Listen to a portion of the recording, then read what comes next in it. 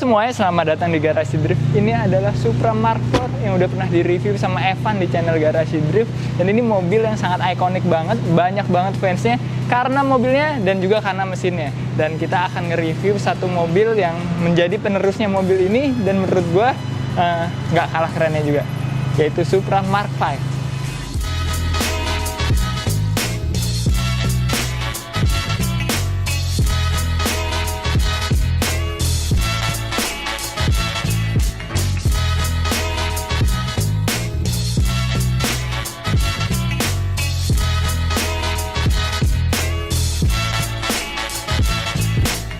Ini adalah generasi terbaru dari Supra, yaitu Supra Mark IV, dan mobil ini sebenarnya sharing platform dengan BMW Z4, tapi menurut gue ini bukan sekedar sharing platform ya. Platform ini disempurnakan lagi oleh Toyota dengan sedikit bumbu-bumbu dari Toyota Supra Mark IV. Kita lihat aja dari eksteriornya, interiornya, dan mesinnya. Habis itu kita cobain jalan juga mobilnya. Kita bahas dari bagian depan dulu. Dan menurut gue, bumper depannya ini keren banget sih. Emang agresif banget. Ada bagian spray lipsnya ini di bawah warna hitam. Dan ada beberapa lubang di bagian depan yang bikin beda sama Supra yang lama. Kalau Supra yang lama itu terlihat tersenyum gitu. Tapi kalau ini terlihat garang, terlihat marah gitu. Tapi itu keren ya. Dan ada beberapa yang unik nih. Kayak misalnya ada semacam lubang tapi ini nggak ada lubangnya. Ada fungsinya tetap. Karena udah ada bumbu-bumbu dari Supra yang lama. Supra yang lama itu adalah tuner's car. Jadi mobil yang dimodifikasi sama pemiliknya. Sampai sedemikian rupa lah sesuka sama pemiliknya dan rata-rata untuk performance.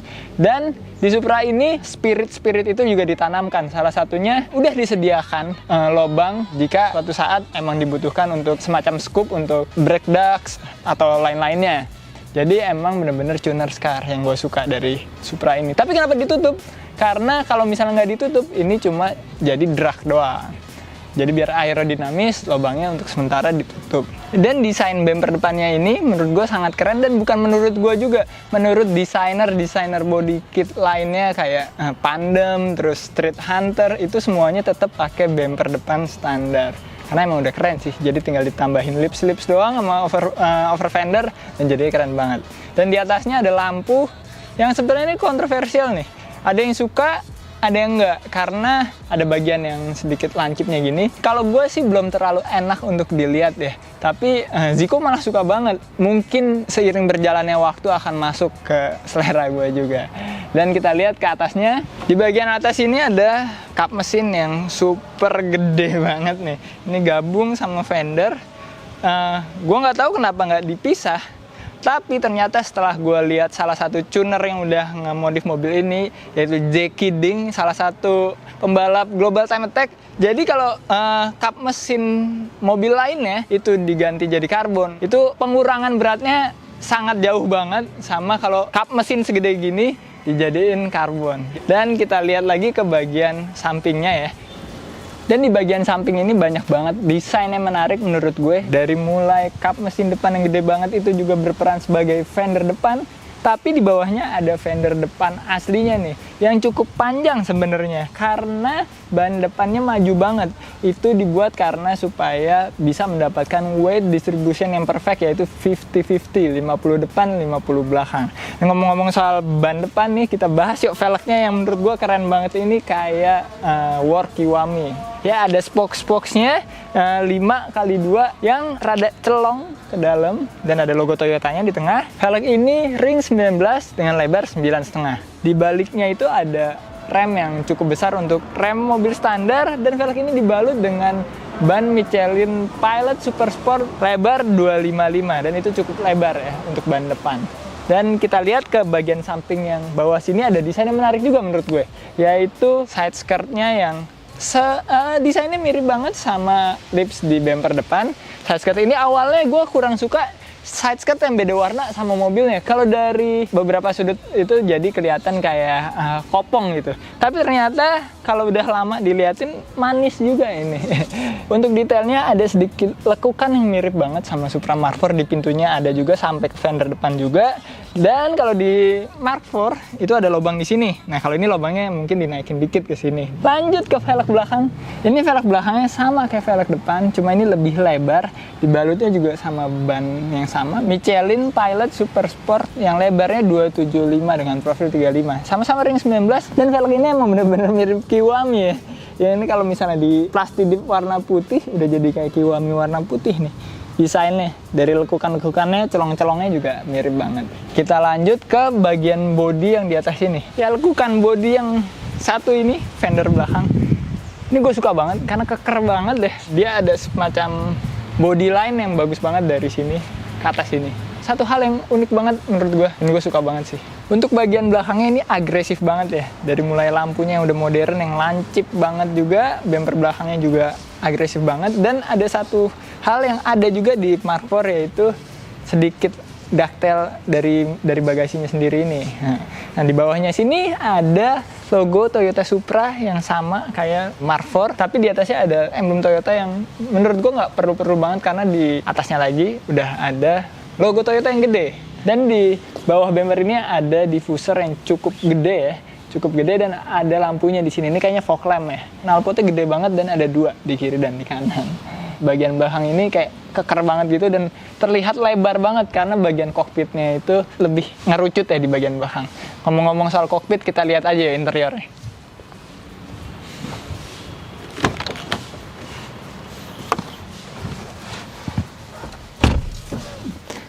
Ya karena ini emang sharing platform sama BMW Z4, jadi interiornya BMW Z4 yang menurut gue justru malah keren sih. Ada beberapa desain yang menurut gue keren banget. AC-nya yang dari kiri banget tuh nyambung. Nggak nyambung sih, tapi seolah-olah nyambung. Dan semua infotainmentnya ini juga pakai punya BMW. Coba kita nyalain ya, biar bisa ngelihat. Oh salah, sebelah sini. Nah, di layarnya ini kita bisa ada navigasi, bisa telepon juga, ada media, radio, dan lain-lain lah yang kita perlukan untuk mobil standar ya. Dan putar-putarannya ini enak banget, BMW banget, tapi nyaman gitu, emang mudah banget untuk digunakan gitu. Di bagian atas ini juga ada buat AC dan ada ini mode-mode radio ya, ada gede kecilin volume juga bisa dari sini. Yang menurut gue sayang, dan ini kesempatan bagus banget untuk dilakukan Toyota, adalah ngerubah sedikit interiornya jadi kayak Toyota Supra Mark IV, yaitu semuanya dihadapin ke arah si drivernya. Dari mulai layar, terus semua AC-nya, itu kalau misalnya berhasil, itu jadi keren banget. Ada satu lagi yang gue suka dari bagian cluster tengah ini, yaitu panel carbon fiber yang cukup lebar ya, jadi pemanis banget untuk interiornya. Terus di belakangnya ada dua cup holder yang sebenarnya posisinya rada kurang nyaman ya, mungkin kalau ada minuman ini kita kurang pas lah. Tapi karena berhubung Supra baru ini nggak ada yang manual, jadi tangan kiri kita akan jarang lah ada di bagian sini. Pastinya ada di bagian setir yang ada pedal shiftnya ini. Ini setirnya nyaman banget deh sebenarnya. Ukurannya pas, gripnya juga enak. Ada pedal shift di belakang dan ada pencetan-pencetan dari mulai cruise control, gedein, kecilin volume, terus ada telepon, ada voice command juga yang nggak akan dipakai sama orang Indonesia, dan klakson. Ada logo Toyota di sini. Dan bedanya sama Toyota yang Mark IV, ini sana di kiri sekarang. Jadi kalau kalian yang punya Toyota Mark IV terus punya Toyota Supra Mark V, kadang suka ini kiri kanan ya. Untuk di bagian headlinernya ini ada sedikit konturnya ya di bagian sini nih. Ini bukan tanpa alasan, kalau kita lihat dari luar itu ada lekukan di tengahnya. Karena emang mau mengutamakan aerodinamisnya ya. Jadi atap semakin pendek itu kan semakin aerodinamis. Tapi orang itu kan rata-rata banyak yang tinggi ya. Jadi tetap dibikin kontur di bagian driver sama di passengernya. Nah, ngomong-ngomong soal passenger, joknya ini desainnya cukup baik sih menurut gue ya. Ini semi bucket yang ada aksen-aksen lubang gini yang bikin jadi semakin sport. Tapi mungkin lebih keren lagi kalau misalnya kolaborasi sama Recaro gitu ya. Keren banget pastinya. Bedanya sama Mark IV, di sini di Supra baru Mark V ini nggak ada jok belakang. Adanya dua speaker yang cukup gede ya. Dan by the way ini speakernya enak, ada tweeter juga di bagian pintu ini. Dan di belakang sini bisa plong juga ngeliat ke bagasi. Dan ngomong-ngomong soal bagasi, kita lihat aja langsung bagasinya.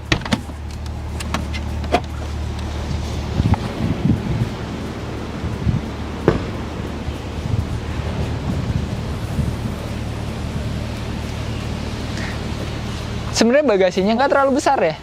Di bagian dalamnya ini lebih besar daripada di bagian pintu depannya sini. Cuma untuk masukin benda-benda yang gede kayak koper yang cukup gede kayak nggak bisa gitu, karena di sini kecil. Dan di bawahnya sini nggak ada ban serep. Ada susah sih bukanya. Justru akinya ada di belakang sini. Karena mungkin aki itu berat ya, jadi untuk bisa dapetin tadi perfect weight distributionnya, aki yang berat ini ditaruh di belakang. Cukup belakang banget ini. Dan ada elektronik lainnya di dalamnya. Ya menurut gue cukup untuk bagasinya. Kita lihat mesinnya yuk, yang menarik menurut gue. Ya ini kap mesin emang gede banget sih. Dan kalau karbon kayaknya jadinya enteng banget juga. Dan ini adalah B58 3000 cc inline 6 turbo, dan banyak banget teknologi-teknologi yang menarik menurut gue. Dari mulai turbonya ini, intercoolernya kalian pasti nggak lihat kan ada di depan, karena intercoolernya ada di dalam intake-nya itu sendiri. Jadi ini water to air intercooler, jadi intercooler yang didinginkan oleh radiator. Jadinya bisa bikin pipa turbonya ini simple banget, dari turbo langsung ke intake, itu bikin lag-nya jadi minimal banget karena volume di pipa turbonya itu sangat kecil. Untuk headnya ada teknologi variable valve lift yang cukup bikin powernya gede banget, 338 horsepower. Ini bukan dari brosur ya, tapi dari hasil dyno yang biasa kita pakai juga di KS Nusa, yang di dyno sama Ovi Sarjan. Dan mesin ini menurut gue bisa menyaingi, bahkan menandingi 2JZ. Mesin ini juga bisa dicuning sampai 1000 horsepower, kayak Papadakis Racing lagi bikin B58 ini 1000 horsepower dengan crank standar tanpa stroker. Jadi mesin ini potensinya tinggi banget menurut gue. Ya, karena banyak orang yang mikirnya ya Supra baru bukan 2JZ. Ya emang bukan sih, tapi bukan mesin yang jelek juga. Ini mesin yang potensinya tinggi. Kita bawa jalan ya mobil ini. Menarik banget sih.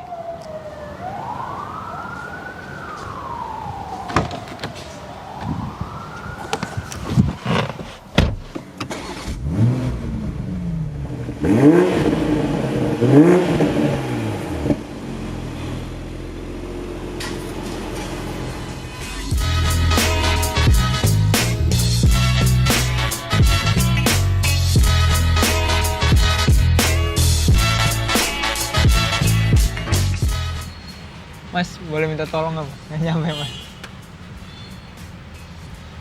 Masih ya, Mas? Lupa bawa tongtol. Kalau ngomongin Supra, Mark IV Supra itu diproduksi dari tahun 93 sampai 2002. Dan habis itu Supra nggak diproduksi sampai akhirnya tahun 2019. Ada lagi Supra Mark V.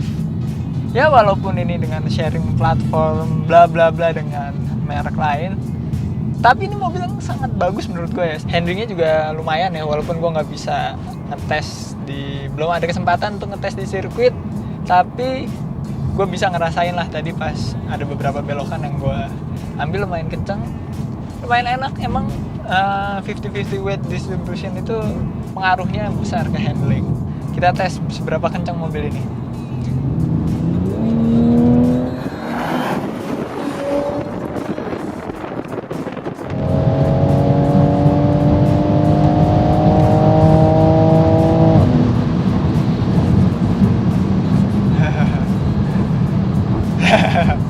Gila, ini mobil kenceng banget. Untuk gue yang udah terbiasa sama ngejampakin mobil drifting, 2JZ drifting, bisa gue bilang ini mobil kenceng banget loh. Ya emang sih 3000 cc turbo itu emang udah kayak 2JZ banget. Dan menurut gue Supra ini layak untuk gantiin Supra Mark IV. Ya mungkin kalian fanboy Supra pasti banyak yang nggak setuju sama gue. Kelejenannya Mark IV itu nggak didapatkan pada saat dia baru tahun pertama produksinya. Setelah berjalannya waktu, Supra itu bisa menjadi legend. Dan menurut gue, di kedepannya nanti mobil ini bisa menggantikan kelejendannya Supra Mark IV. Kita lihat aja nanti. Dan untuk fiturnya kepake banget juga menurut gue, untuk kayak HUD displaynya nih enak banget. Jadi kita selalu tahu kita ada di kecepatan berapa. Kayak tadi pas ngebut itu gue sampai kecepatan km per jam. Lumayan sih. Jadi terlihat dari situ kita konsen selalu ngelihat jalan. Tapi bisa tahu juga berapa kecepatan kita.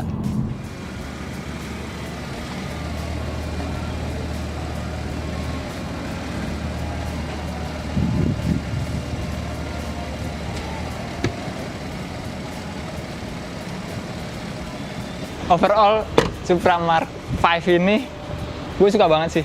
Enak mobilnya, nyaman, fiturnya bagus, dan punya spiritnya dari Toyota Supra Mark IV. Menurut gue, Supra Mark V ini bisa menggantikan Supra Mark IV. Mungkin banyak dari kalian Supra fanboy yang nggak setuju sama gue, tapi kalian harus cobain dulu kedua mobilnya. Ya udah, menurut gue cukup. Keep driving safe and goodbye.